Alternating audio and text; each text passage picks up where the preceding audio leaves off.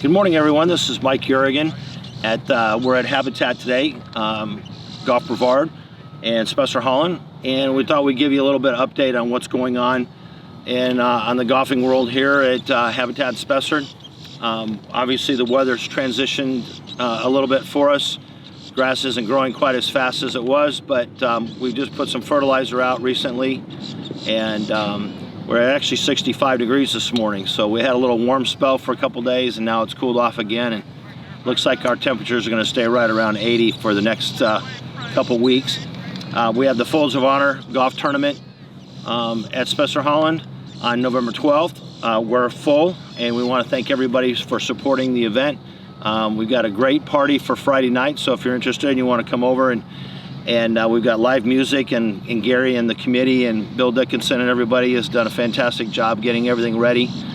We've got some cool things that we're going to give away and auction off, and obviously the Folds of Honor is raising charity money for the families of the military that have lost someone in the line of duty, and that's something that we never will forget, and we want to be a part of that in the community. And obviously with SpaceX and the Air Force Base and everything at Patrick, so we're quite involved with that, and we're hoping to get over to the $50,000 amount this year. Last 2 years we've gone over 40,000. So again, that's a tribute to everything that the community supported us, and it's a fun day, and it'll be actually a day and a half with the Friday night party.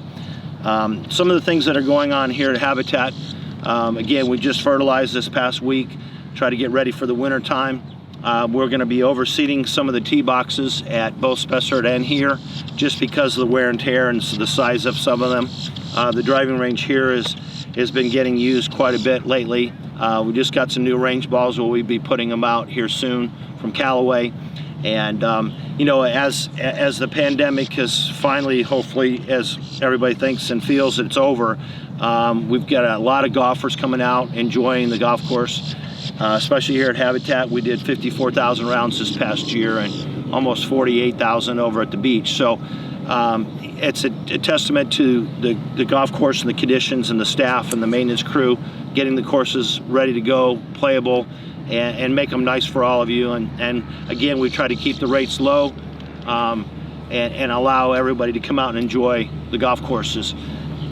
We are going to do some renovations on a few things.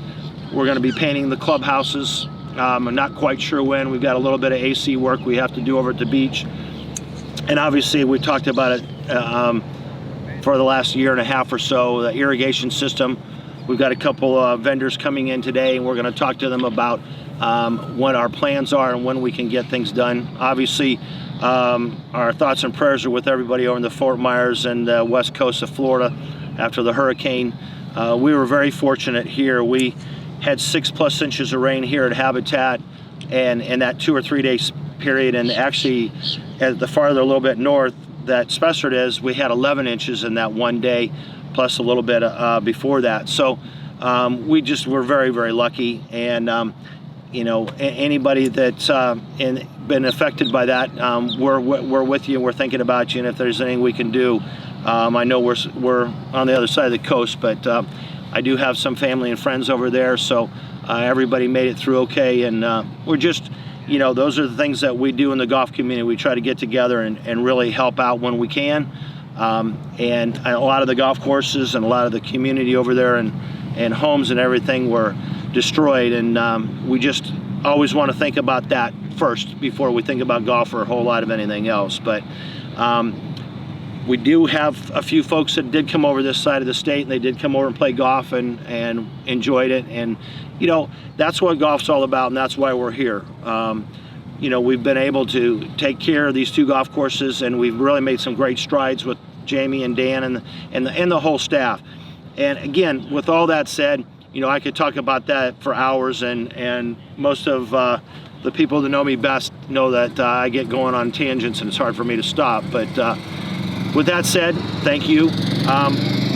My last video that we sent out, everybody was asking about a little more instructional content. So I thought I would do a couple things today that will help, I think, with some perception about what you do with your golf swing and how. I've given a couple drills that you can do before you play. Played a little bit of golf with my son recently, and Ben's a long hitter. He hits the ball anywhere from 300 to 350 yards off the tee. His short game has gotten better, but he has a little bit of a tendency to lift his arms a little bit on the backswing, and he gets a little long, sort of like I do at times. I don't have the flexibility I used to. So I had him do a little drill where you can put one club in this hand and take your wedge, grip down on it, take the club back, pause, follow through, just to get you the feeling of letting the arms and the club drop. We had a very famous golf professional and teacher, David Lee, pass away recently, and he had done a lot of things with gravity golf and talked a lot about that, and Tiger Woods and Butch Harmon and some of the pros and Nancy Lopez, all the greats that have played golf have all talked about the transition in your golf swing, and this helps you getting your elbow in a good position. You see a lot of golfers get the club too high, they take it up and they don't turn their body. So this just kind of gives you a little reference point of getting your elbow and the club down in this position and just swing it with your right hand. You're not looking at, then when you take both hands, take your grip, do the same thing. Get that feeling of the club falling, your arms coming down, and making a point of doing that. The other thing is, I've got a couple golf balls. I'm not going to hit any this morning. I think I might have pulled a little muscle in my neck, but teeing the golf ball up with a driver. You saw when Bryson DeChambeau was playing, and he would tee the ball up pretty dramatically, very, very high, because he was trying to maximize his club head speed coming into the ball and swinging up on the golf ball. So he would launch the ball higher. And obviously when you're doing that, you might have to hover the club. And other times when you're playing in the wind, you'll see a lot of the players, the men and the women, will tee the ball up a little lower, see if I can get my shadow out of there, and allow you to take a little shorter swing. This isn't going to tee it up, allow you to take a shorter swing, but the whole idea is that you have to stay nice and level when you come into the ground. You're not trying to hit up on the ball, you're trying to hit through the ball. So if you vary your tee height a little bit,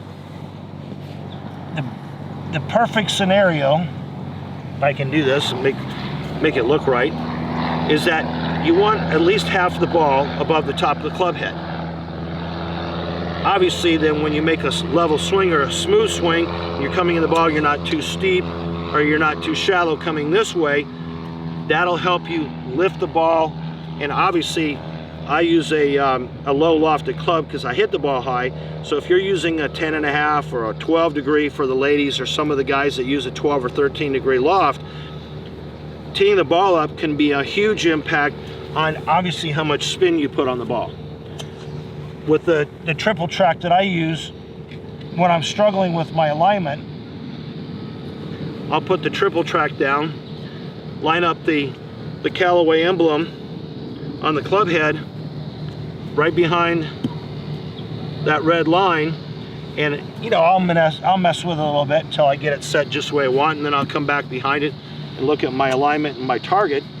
Now when I set the club down, as long as I'm not doing all this craziness, I can get a good feedback. So you can see that looks okay. That's about a half a club up, the ball above it, isn't it?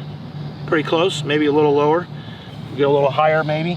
So that's kind of the ultimate position. And then again, you want to hit up on the ball because you're playing in a scramble or you're trying to do a long drive contest. Tee the ball up and feel like you're hitting up on the ball.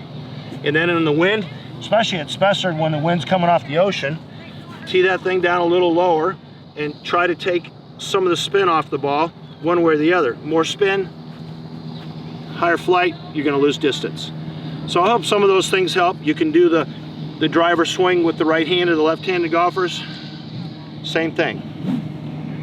I was about a 12 handicapper when I was younger, left-handed. I think I probably should have stayed left-handed. I think I probably would have played a little better golf in those days. But just work on the transition of your arm coming down, the club coming down. You can even hit a ball doing that. It's great hand and eye coordination, because we know the greatest athletes in the world have great hand and eye coordination and have great balance. but you don't have to. I mean, when I was fortunate enough to work for Arnold Palmer, everybody was like, wow, look at that follow through. Well, he never kept his feet on the ground. Bryson DeChambeau doesn't keep his feet on the ground. Laura Davies, when she hit huge drives on the Ladies Tour, people were just amazed. She didn't keep her feet locked to the ground. Back in the 90s and 2000s, everybody said, keep your feet locked to the ground. Now, Bubba Watson and all these great players come along and they're moving their feet all over the place. So just try some of those things. Gary's got some plans here at the driving range to put a pavilion up, and we're talking about putting some mats out in the back, so when the tee gets a little tore up in the wintertime, that we can keep the range open. If it rains and we're too wet to hit off the grass, we can do those things. So sorry I got a little winded today with all this stuff, but we want to thank you again for all your support, and anything we can do, please stop by Habitat here or at Spessard Holland, and we'll hope to see you in the course soon. Thank you, and have a great rest of your week. Thank you.